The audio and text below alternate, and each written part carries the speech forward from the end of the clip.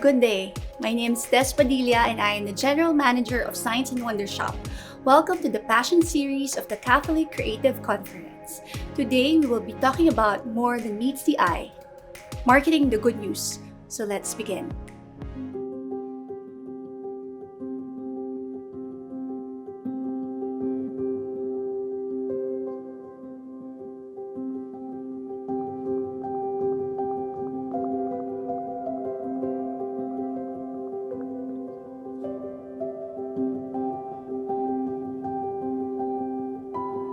How did I discover my passion for producing faith-inspired merchandise?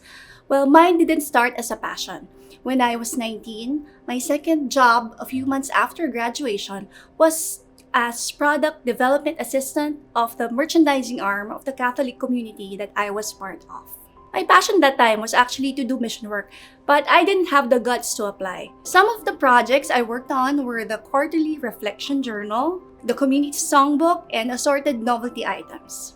I learned how to do layout using Adobe PageMaker, which I don't think you use anymore. I discovered where to source good and affordable products, and I participated in event selling during big conferences. That was my first experience of making and selling faith-inspired merchandise. After 3 years, I moved from making and selling items to doing actual mission work for my community as a full-time pastoral worker. But as I went around and spent time in my mission areas, I saw the importance of the merchandise we produced. One, it helped me identify co-community members when I go to different areas. Two, I saw that the products I made helped our members grow in their community life. 4 years ago, I got involved again in the production of community merchandise. I joined Science and Wonder Shop initially as a consultant and was eventually hired as a general manager. The role of Science and Wonder Shop is to generate income through selling of community merchandise. And the income goes to supporting mission work. We give a monthly donation to our community. Our main products are t-shirts and books, but we have other novelty items as well, like stickers, rostrum banners, songbooks. Mostly items our members use in community life. So what steps did I take to nurture my passion? Well, I've always had the love for selling food, hair clips, fashion jewelry, anything. As a kid, I sold repacked candies during summer vacations in Batangas. When I got married and in between jobs, well, I worked as an executive assistant for a school in Makati and also for a company in Antipolo where I live now. I always dabbled in small businesses that involved selling. I joined street bazaars and sold fashion accessories. I even owned and operated a Shoppe food cart. I like the interaction with buyers and the logistics of sourcing and setting up shop. I believe that all these experiences helped me nurture the passion that I now have for my job. I may not have had this desire when I started, but it's definitely something I am very much passionate about now. Well, as for struggles and difficulties that I faced in my journey as a Catholic entrepreneur, there are 3 main things that I learned. 1, know your target market and go where they are. My goal, or our goal as a business, was clear to us. We were producing items for our community members to use. Because of that, we made a conscious effort to keep our selling price low because we want to keep it within the members' budget. For example, when making products for youth, we should keep in mind of how much their budget is. It shouldn't be expensive.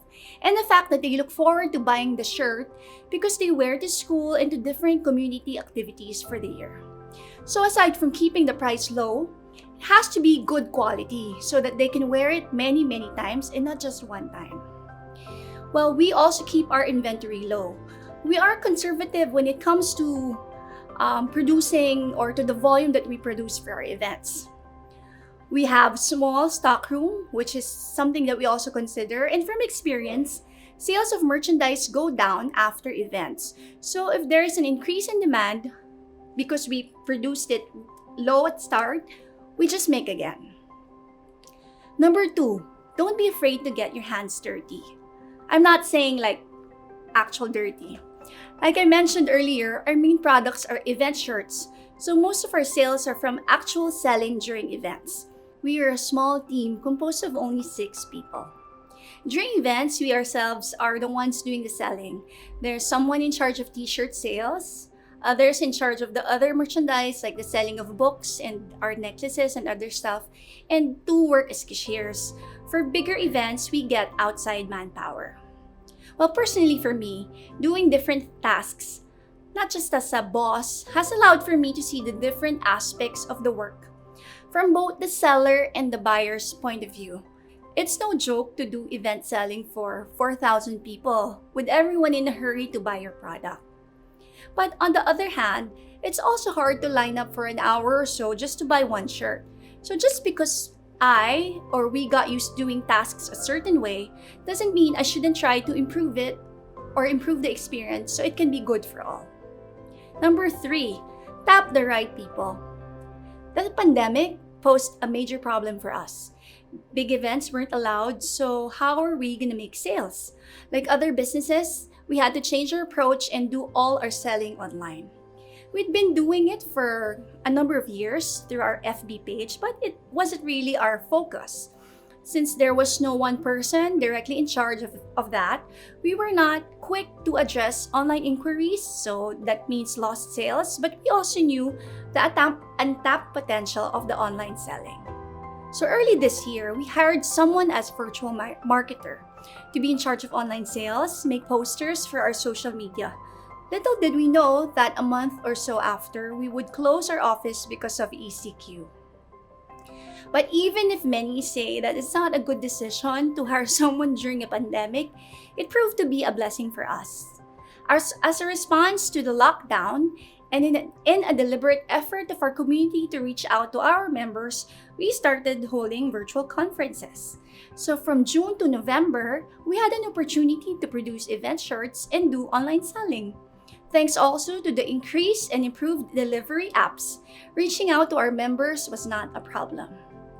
There are still a few kinks that we need to work on, but I see our weaknesses as opportunities for us to improve. 4. Know your figures. Since Science and Wonder Shop had been operating for 10 years when I started working there, finance was not really an issue. We have a working board of directors, so whenever there are major decisions like hiring or big purchases, they're there to give their input, to say what is a go and what is not. My job as general manager was to make sure to implement the items discussed during the board meetings. We have an outside auditor that helps us also with our financial statement. We have personnel directly in charge of the accounting side of the work, so it enables us to see if we're doing well or not. So even if you're not a figures person, don't forget the practical side of this work. How do I think my creative works as a Catholic entrepreneur will change the world? I believe that, especially during this time of pandemic, a lot of people are seeking the Lord. And one way for us as Catholic creative missionaries, one way for us to do it, to help others, is to share our faith through whatever means. For others, it's through their graphic designs, others through their art. Well, for me, it is through the merchandise, through the items that I make. I make these things not just to earn profit. Having a product get sold out during an event is wonderful, but knowing that many people will be wearing those shirts and proclaiming their faith wherever they go is really what fulfills me as a Catholic entrepreneur. In my opinion, we as Catholic entrepreneurs should give our buyers better options when it comes to the items that they buy and use. You don't buy what you don't believe in, and I think that now people are bolder when it comes to proclaiming their faith. What advice can I give to those inspiring to use their passion to fulfill God's mission for them? Well, my advice is for those wanting to do this, wanting to use their passion to fulfill God's mission, is first, pray for it. Ask for the Lord's guidance and seek His will for you in this aspect of your life. It is His work after all. Praying for it doesn't take away the fear of doing something new or different, but it helps you to be more attuned to what the Lord wants to do through you. Second, if after prayer you discern that it is for you, go for it. Don't be afraid. Like any other decision that we make as a Catholic believer, you prayed for it and asked for the Lord's guidance. If it is part of God's plan for your life, you will be amazed at how things will fall in place. If it's God's plan for you to do that kind of work, your passion project, He will equip you with the skills, ideas, even people that you need to do this work. Third, stay focused. It's easy to be discouraged when things don't happen the way we want them to. On the other hand, it's also easy to be distracted once things start picking up and we want to do a lot. I will leave you with this verse from Romans 8:28. We know that in everything, God works for good for those who love Him, who are called according to His purpose. Thank you for being part of this workshop. Remember, you are made good and you are made for good works. I hope that you have learned a lot from this, and I pray that you may use your God-given passion to fulfill the mission He has entrusted to you. Make sure to watch the other talks in the Passion and Mission series as well. Thank you, and God bless.